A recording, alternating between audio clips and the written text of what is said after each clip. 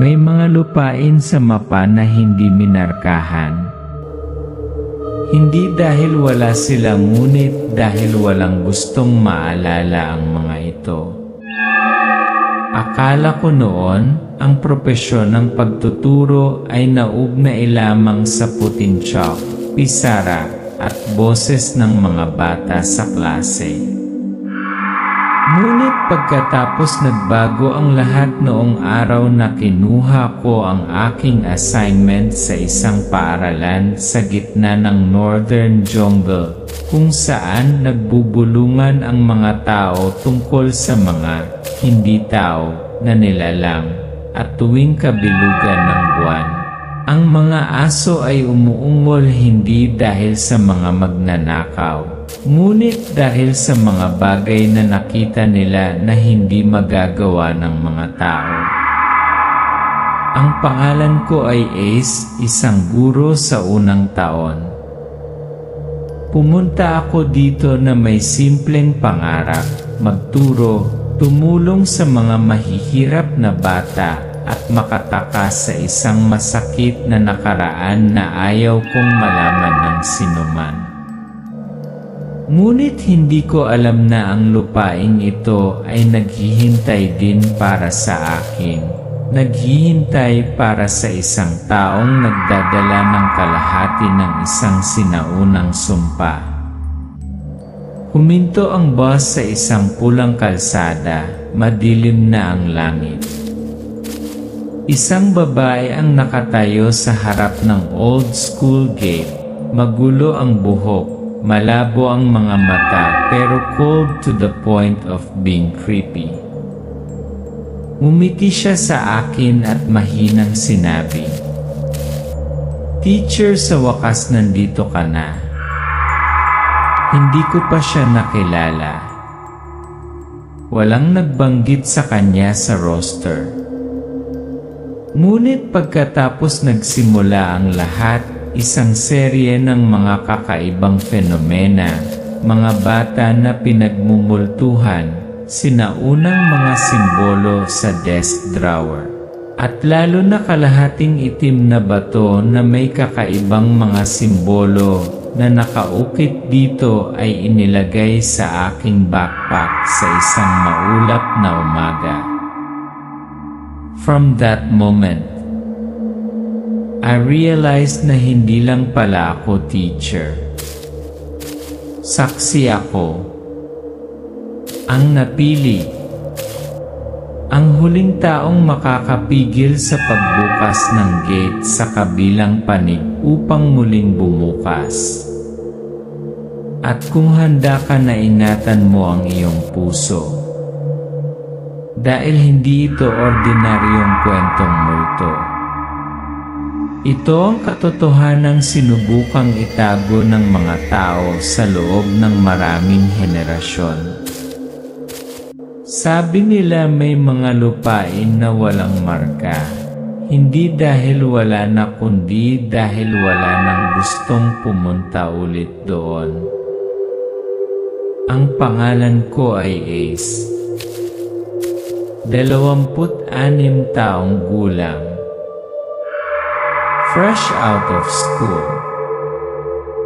Sa simpleng pangarap ang magturo, mamuhay ng matiwasay, at higit sa lahat ang lumayo sa lungsod, kung saan nag-iwan ako ng nakaraan na hindi ko pa handang harapin. Inatasan nila ako sa isang liblib na paaralang elementarya, isang lugar na mararating lamang sa malubak na daan, sa gitna ng isang buong taon na basang gubat, walang signal ng telepono, walang internet at marahil, walang lugar para sa isang tulad ko. Nang tanungin ko ang lokal na mga driver ng motorbike taxi para sa direksyon patungo sa paaralan, lahat ay tumalikod, nanginginig ang kanilang mga ulo.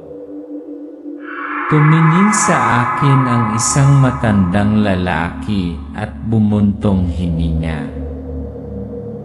Bata ka pa, wag mong sungin ang hindi mo naiintindihan. Bata ka pa, huwag kang makialam sa isang bagay na hindi mo maintindihan. Umiti ako ng pilit. Akala ko isa lang siyang superstitious guy na gumagawa ng kwento para takutin ang mga tagalungsod. Pero pagdating ko doon, alam kong mali ako. Ini paaralan sa Ambon. Ang paaralan ay matatagpuan sa gitna ng isang kagubatan ng kawayan na may eksaktong 4 na silid-aralan at isang kinakalawang na corrugated iron na opisina ng mga guro. Walang sign, walang gate. Isang lumang tablang kahoy lamang na may nakasulat na mga salita, paaralang liblib. Ang unang guro na nakilala ko ay si Ma'am Jordina, isang babaeng payat na nakatutok sa lupa. Nang kinamayan niya ako, malamig din ang tubig. Bumulong siya. Sana magtagal ka. Yung huling 3 teacher, hindi na bumalik. Sana makatagal ka. Yung 3 guro na nauna sa'yo, wala ni isa sa kanila ang bumalik. Napangiti ako. Isang uri ng ngiti para pakalmahin ang sarili ko. Yan na sumpad ni walang pangalan. Mula sa unang araw, nagsimula akong makarinig ng mga kakaibang kwento. Tungkol sa mga boses na bumubulong sa likod ng mga puno tuwing gabi. Tungkol sa mga estudyanteng biglang nakatayo sa gitna ng silid-aralan, nagbubulungan ng mga wikang walang nakakaintindi. Tungkol sa isang sulok ng bakuran ng paaralan kung saan hindi na tumutubo ang mga puno gaano man kalakas ang ulan. At lalo na tungkol sa isang babaeng estudyante na nawala 7 taon na ang nakakaraan, na pinaniniwalaan ng mga taga-nayon na kinuha ng multo ang espiritu ng kagubatan. Nang tanungin ko ang mga bagay na ito, natahimik ang ibang mga guro. Walang nakatingin sa akin. Isa lang ang nagsalita, si Sir Francis, ang nag-iisang mukhang palakaibigan. Wala kang naririnig, wala kang nakikita. Kung gusto mong mabuhay, turuan mo lang ang bata. Huwag kang magtanong. Wala kang naririnig, wala kang nakikita. Kung gusto mong mabuhay, magturo ka lang.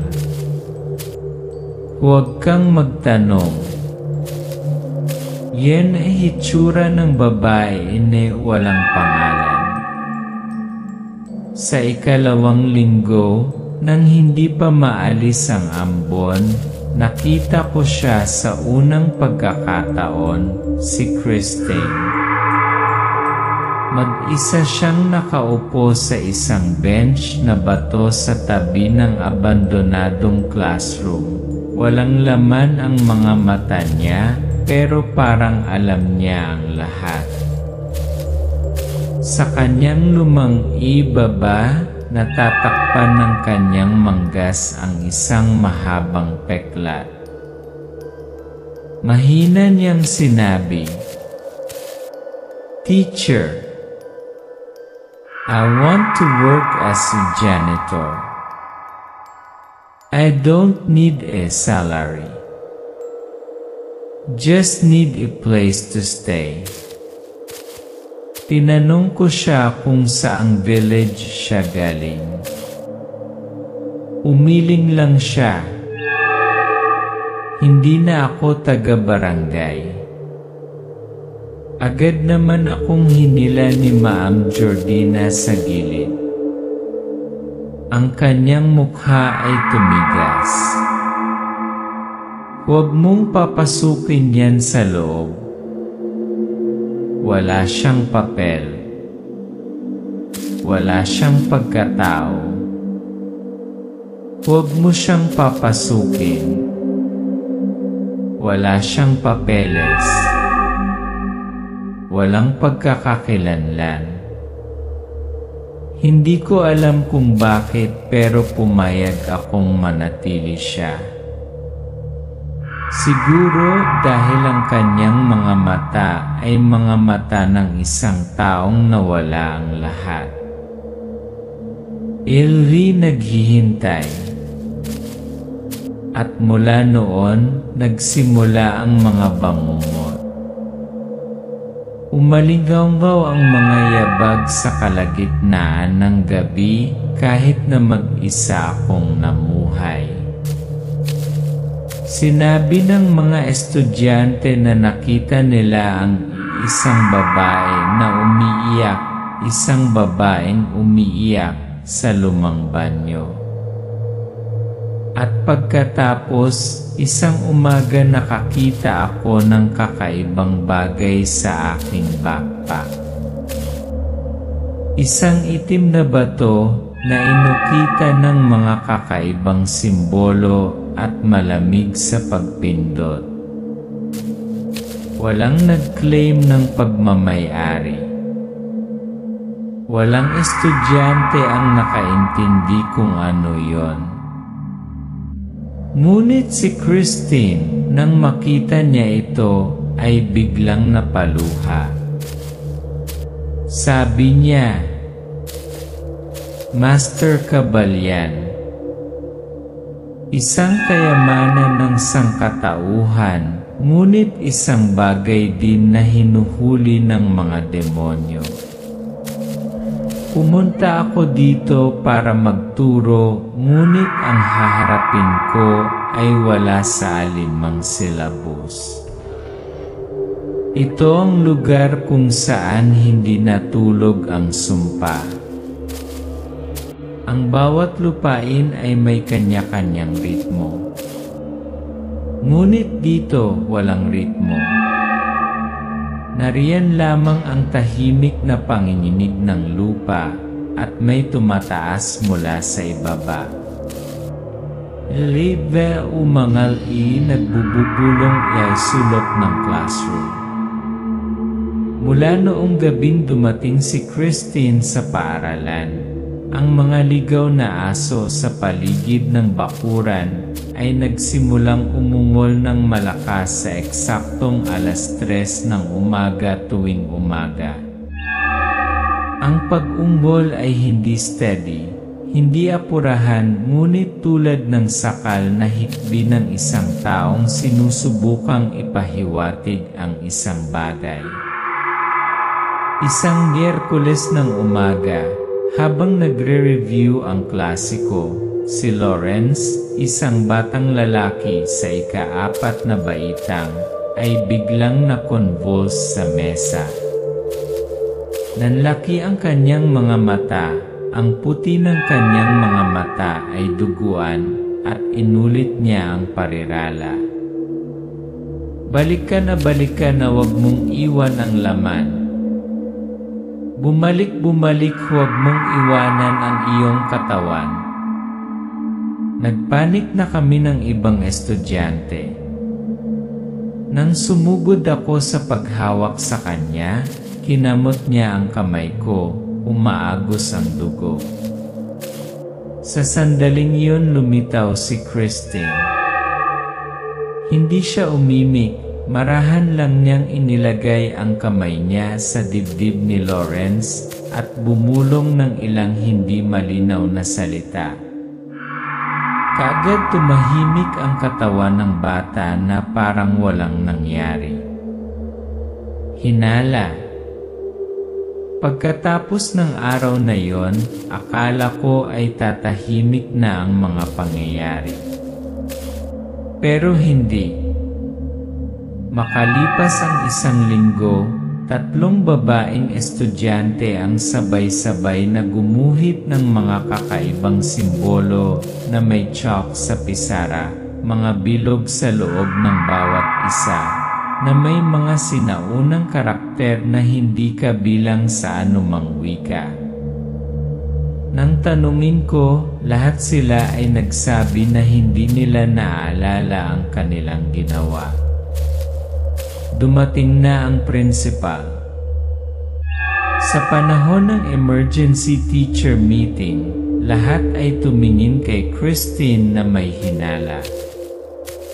Isang matandang guro ang nagsalita. Wala naman tayong ganyang problema bago siya dumating. Hindi kami nagkaroon ng ganoong bagay bago siya dumating. Napayuko si Christine. Katahimikan. Walang rebuttal. Walang paghingi ng tawad. Pero nakita ko namumula ang mata niya. Hindi dahil sa takot. Pero dahil sanay na siyang sinisisi.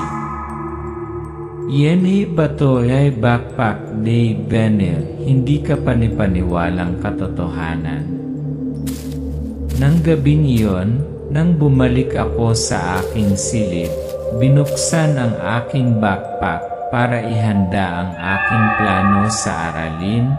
Isang nagyelong bagay ang gumulong, isang itim na hugis itlog na bato. Ang ibabaw nito ay inukit na may mga uka na parang lifeblood, kumikinang ng mahina sa dilim. Hindi ko pa ito nakita noon. Walang may dalang susi ng kwarto ko. At hindi ko maalis ang tingin ko rito. Kinaumagahan, dinala ko ito sa paaralan at tinanong si Christine. Alam mo ba kung ano ito? Hindi siya nakasagot kaagad. Tinitigan niya ang bato, pagkatapos ay bigla niyang hinugot mula sa kanyang kwelyo ang halos magkaparehong bagay, maliban sa bitak sa gitna. Kabal, bulong niya. 2 kalahati ng isang sagradong bagay nilikha mula sa isang meteorite na nahulog ilang siglo na ang nakalipas. Ang kalahati ay nagpoprotekta, ang kalahati ay gumagabay. Isang hindi matatangging may koneksyon. Sabi ni Christine, ang bawat henerasyon ng pinakamalakas na aswang ay susubukan na kolektahin ang magkabilang kalahati ng kabal upang masira ang sinaunang selyo, ang selyo na pumipigil sa mga nilalang ng dilim, ang mga madilim na nilalang. Hindi niya alam kung bakit ako nagkaroon nito. Ngunit kung ang parehong kalahati ay lumitaw sa isang lugar. Master Ace, ibig sabihin, dahan-dahang bumubukas ang gate. Napatingin ako sa bato. Bumibilis ang tibok ng puso ko. Hindi dahil sa takot. Ngunit dahil sa unang pagkakataon naniwala ako sa sinabi ng mga taga-nayon. Iniabot sa akin ni Christine ang kalahati niya. Nang magsama ang 2 piraso, kumikinang sila sa palad ko. Mula sa sandaling iyon, alam ko. Hindi na ako naging guro. Ako ang naging bantay pinto ng isang digmaan na nakalimutan na ng mga tao.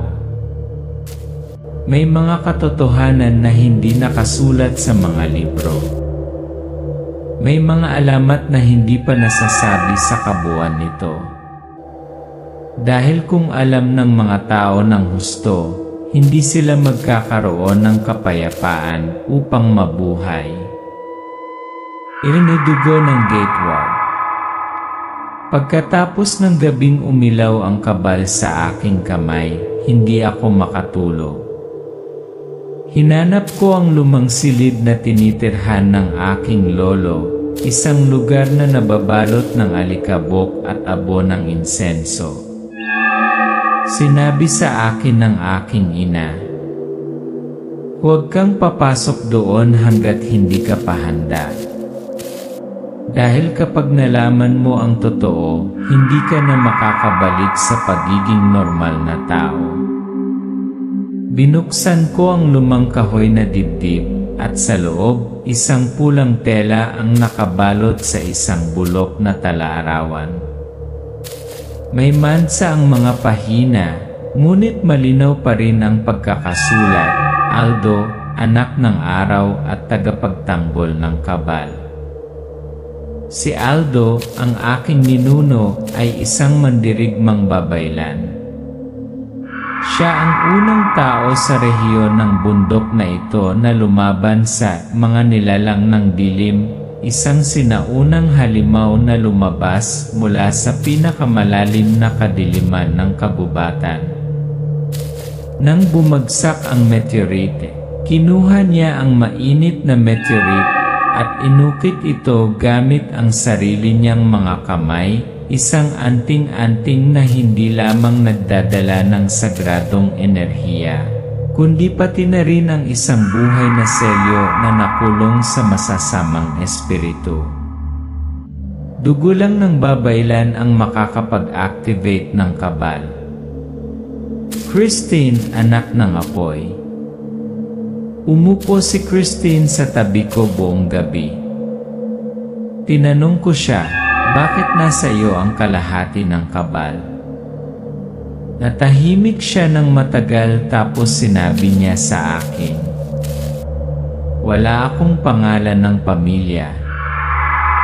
Walang bayang pinagmulan.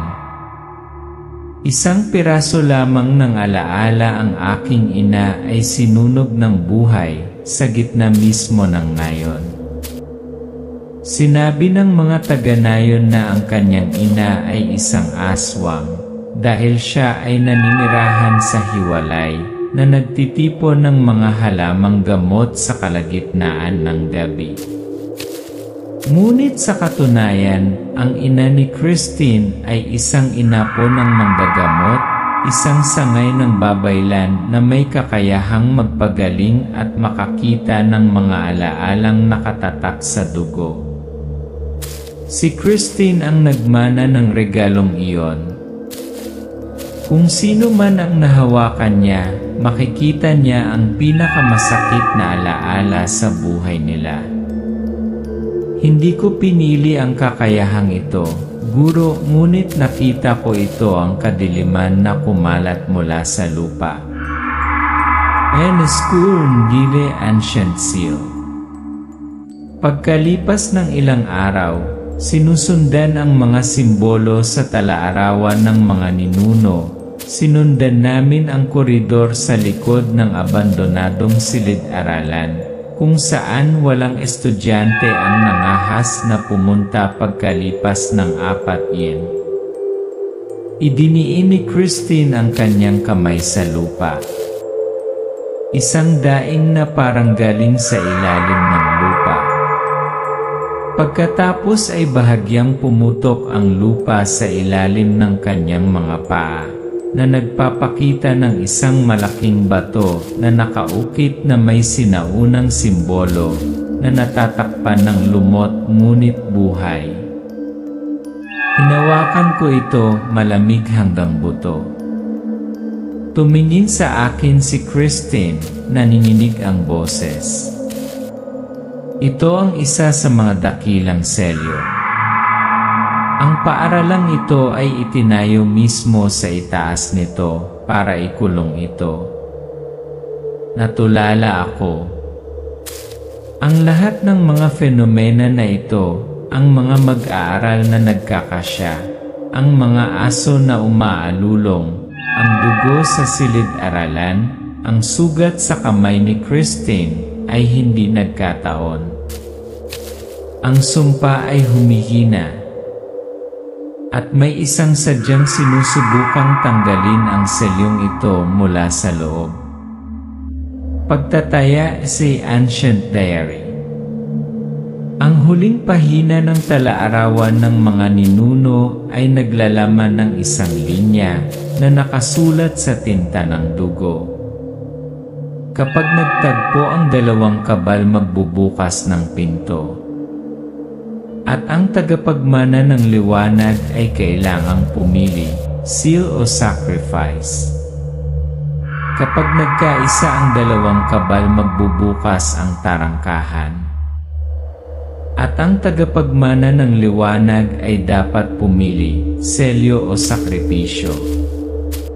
Napatingin ako kay Christine. Siya ang tagapag-inat ng memorya ng dugo. Hawak ko ang husay ng paggising ng kabal. Kami, hindi namin pinili ang isa't isa. Ngunit nakatakdang tumayo sa sangandaan ng 1,000 taong sumpa. Pumunta ako dito para magturo. Ngunit ngayon tinuturuan ko ang aking sarili kung paano mabuhay.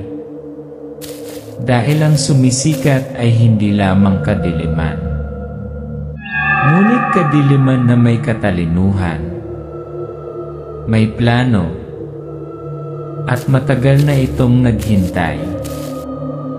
Sa bawat labanan sa pagitan ng liwanag at kadiliman, ang pinakanakakatakot na bagay ay hindi ang kalaban sa labas, kundi ang taong laging nasa tabi natin, nagpapanggap na nasa panig ng liwanag.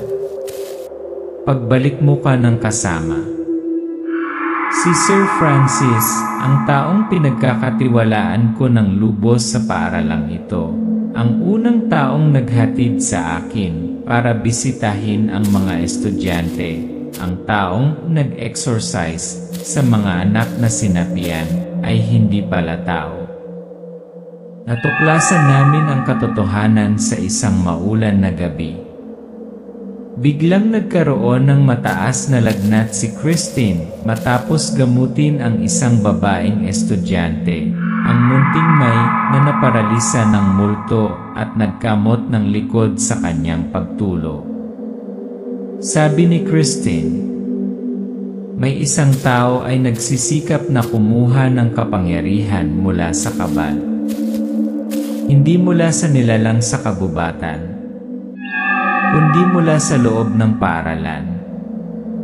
Nang gabi ring iyon, pumasok ako sa opisina ni Sir Francis para hanapin ang mga medical na record.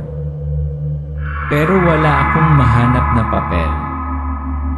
Sa halip sa nakalock na drawer ay may isang ceramic jar na naglalaman ng buhok ng bata, mga kuko, at kung ano ang tila nasunog na mga buto ng tao. Sa sandaling iyon, narinig ko siya sa likuran ko.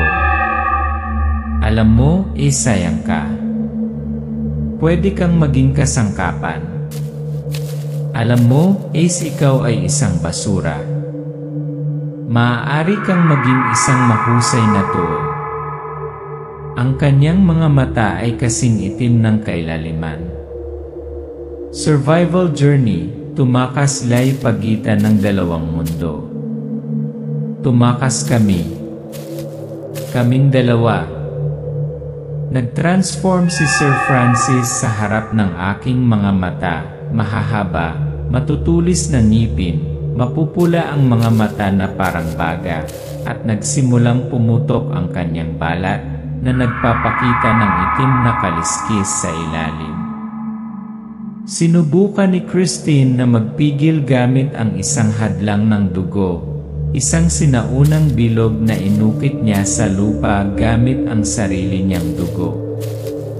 Ngunit habang ginagawa niya ang kanyang lakas, lalo siyang nanghina. Sa tuwing gagamitin ko ang kakayahang ito, isang bahagi ko ang hindi babalik. Gayunpaman, hindi umatras si Christine. Sapagkat sinabi niya, kung hindi ko sila pipigilan, ang mga bata ang susunod. Pagtuklas ng artifact, Dennis sumpa na punyal ng lumanda. Nagtago kami sa lumang cellar sa likod ng silid-aklatan, kung saan nakalagay ang mga dokumento mula sa panahon ng kolonyal na Espanyol. Doon, sa likod ng isang kahoy na panel, nakita ko ang isang mapa na gawa sa balat ng kambing, patungo sa isang kuweba sa tabi ng ilog na may sinaunang puno ng igos. Tahimik kaming pumunta ni Christine sa dapit hapon.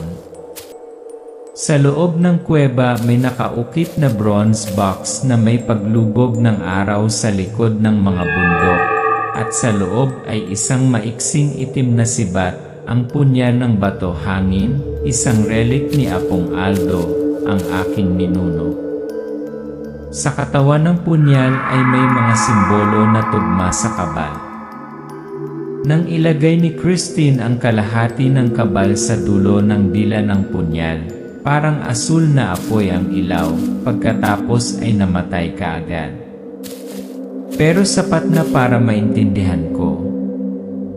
Dapat magsanib sina punyal at kabal para maging susi ng selyado, ang huling susi para mabuklod ang tarangkahan ng masamang espiritu. Panahon ene. Hindi na nagtago si Sir Francis. Minamanipula niya ang mga estudyante sa pamamagitan ng mga anino. May nawawala, may nagigising na mapuputi ang mata, nakangiting walang emosyon. Ang paaralan ay hindi na isang lugar ng pag-aaral, ngunit isang mapa ng isang sinaunang ritual ng pagpapatawa. At ang pinakamasamang bagay, ang selyo sa ilalim ng bakuran ng paaralan ay pumuputok sa bawat oras. Nanghihina na si Christine. Ngunit alam ko, sa isang pagsasanib lamang ng punyal at kabal, maaari natin muling likhain ang huling hadlang. Ang problema ay ang may hawak ng punyal ay kailangang ipagpalit ang kanyang buhay para buhayin ito. Kung iyon ang halaga para protektahan ang mga batang ito, payag ako. Ngunit inihanda na ng kadiliman ang bahagi nito. Ang bawat wakas ay may presyo. Ang iba ay nawalan ng buhay. Ang iba ay nawalan ng kaluluwa. Ngunit ang iba tinatanggap ang kalakalan upang ang natitira ay patuloy na mabubuhay. Yenhi panghuling laban. Sa hating gabi. Sa ilalim ng puno ng igos, kung saan nabasag ang huling selyo, nagpakita si Sir Francis sa kanyang tunay na anyo. Hindi na siya tao. Ang kanyang balat ay nalaglag ang makintab na itim na kaliskis nito, at dalawang higanteng pakpak ng paniki ang tumubo, isang bibig na puno ng mga pangil at isang sanga na dila. Sa tabi niya ay isang babaeng aswang, isang mahabang katawan, isang mukha na kalahating tao, kalahating Zavena, isang boses na parang metal na kumakayod sa bato. Hinawakan ni Christine ang punyal, sumanib siya sa kabal. Tumayo ako sa harap ng mga estudyante, walang hawak kundi pananampalataya, at isang kalahating sunog na kahoy na patpat. Ngumiti siya. Nauulit ang kasaysayan, Ace. Sa tuwing lilitaw ang kabal, nagtatapos ito sa dugo. Christine falls, pero hindi itapos. Habang tumatalon si Christine, kumikinang ang punyal. Pero bago pa nito matamaan si Sir Francis sa dibdib ay napatumba na siya nito. Duguan ang mga mata ni Christine. Nabali ang braso niya. Nagkolapse siya. Tumakbo ako para tulungan siya, sumisigaw. Huwag! Hindi ka pwedeng mamatay dito. Nilagay niya ang kamay niya sa puso ko. Ang kanyang boses ay lumalabo, ngunit ang kanyang mga mata ay hindi na sa kanya. Apong Aldo manguna. Isang pulang ilaw ang bumungad sa kanyang mga mata. Ang diwa ng ninuno ay pumalit. Tumayo si Christine kahit na umaagos ang dugo sa kanyang katawan. Itinataas niya ang punyal, ngayon ay kumikinang na parang banal na apoy. Seal ay nawala. Sumugod si Christine sa pagitan ng dalawang aswang. Isang hampas, ang talim ng punyal ay bumulusok ng malalim sa dibdib ng babaeng aswang, na sinunog ang buong katawan nito ng puting apoy. Umuwol si Sir Francis, sinisingil siya ng matutulis niyang kuko. Ngunit sa sandaling iyon, sinaksak niya ang punyal sa sarili niyang dibdib, pinaandar ang sinaunang ritual. Sa dugo ng gwardya, isara ang pinto ng dilim. Sa dugo ng bantay pinto, ay lock ang tarangkahan ng kadiliman. Nabasag ang liwanag mula sa punyal. Si Sir Francis ay napunit sa abo, sumisigaw sa huling pagkakataon bago naglaho sa hangin. Bumagsak si Christine. Lila. Pero hindi patay. Binuksan niya ang kanyang mga mata, ngunit ang espiritual na liwanag sa kanila ay nawala magpakailanman. Hindi ko na sila nakikita, Master. Sa wakas tahimik na. Lumipas 20 oras. Unti-unting dumidilim ang screen, lumalambot ang musika. Mabagal at tahimik ang boses. Lumipas ang maraming taon. Isa na akong nasa katanghaliang gulang na lalaki, nakatira sa isang maliit na estado sa Villa. Ngayong gabi, nakaupo ako sa harap ng mikropono ng programang Mga Kakaibang Kwento sa Gabi, kung saan nagbabahagi ang mga tao ng mga espiritual na kwento. Walang nag-isip na totoo ako. Dati akong guro. Pero natuto ako may mga aral na hindi kailanman nasa libro. Christine, asawa ko na ngayon. Simple lang ang buhay niya, hindi na nakakakita ng multo, hindi na gumagalaw sa mga nakaraan ng ibang tao. Ngunit ang aming 5 taong gulang na anak na babae. Minsan tumuturo sa bakanting espasyo sa silid at nagtatanong, Dad, bakit walang paa yung lalaking yun, pero nakatayo lang nakatingin sa akin? Ang katapusan, siguro. Pero ang gate ay pansamantalang nakalock.